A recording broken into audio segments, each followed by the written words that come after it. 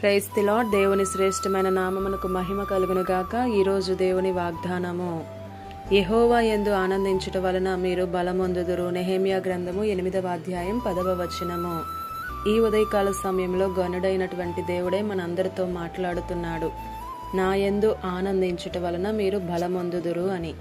ఎప్పుడైతే దేవుణ్ణి బట్టి మనం ఆనందిస్తామో అప్పుడు శ్రమలు, శోధనలు, నిందలు, ఇబ్బందులు, కష్టాలు, కన్నీళ్లు మన జీవితంలో ఎదురైనప్పటికీ కూడా దేవుని యందు ఆనందించుట వలన మనము బలహీనులం అవ్వము, కృంగిపోయి నిరాశ ఊబిలోనికి దిగిపోము. కాబట్టి మనుషులను బట్టి, పరిస్థితులను బట్టి ఆనందించక దేవుని ప్రేమను బట్టి, కృపను బట్టి, దేవుడు అనుగ్రహిస్తున్నటువంటి రక్షణను బట్టి, ఆయన చూపుతున్న వాత్సల్యమును బట్టి ఆనందించుట మొదలు పెడదాం.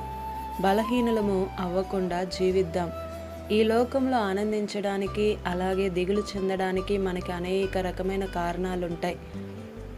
కుటుంబ సభ్యులు, స్నేహితులు, బంధువులు, ఆరోగ్యం, ఆహారం, పరిస్థితులు, సమస్యలు, చిన్న చిన్న సరదాలు, ఇలా అన్నీ కలిపి మన బాధకు లేదా సంతోషానికి కారణమవుతాయి. కానీ ఏది ఏమైనప్పటికీ కూడా వీటన్నిటి వలన లేదా వీళ్ళందరి వలన వచ్చే ఆనందం, సంతోషం, బలం, ధైర్యం మాత్రం కొద్దిసేపట్లో ఆవిరైపోతూ ఉంటుంది పరిస్థితులను బట్టి.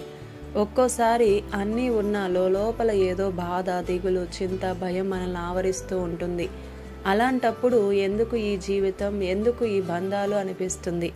అయితే ఇలాంటి నిరాశ, నిస్పృహ మన దరి చేరకుండా ఉండాలంటే మన ఆనందం, సంతోషం, బలం, బలగం అంతా కూడా దేవునితో, దేవునిలో మమేకమైపోవాలి. అప్పుడే నీవైనా నేనైనా దేవుని యందు ఆనందించగలం. మన ఆత్మీయ జీవితంలో ముందుకు కొనసాగగలం. ఆమేన్. ఈ దిన వాగ్దానం మనందరి జీవితంలో నెరవేరాలని కోరుతూ దేవుని సువార్త పరిచర్యలో మీ సహోదరి Prasanna. God bless you. Amen.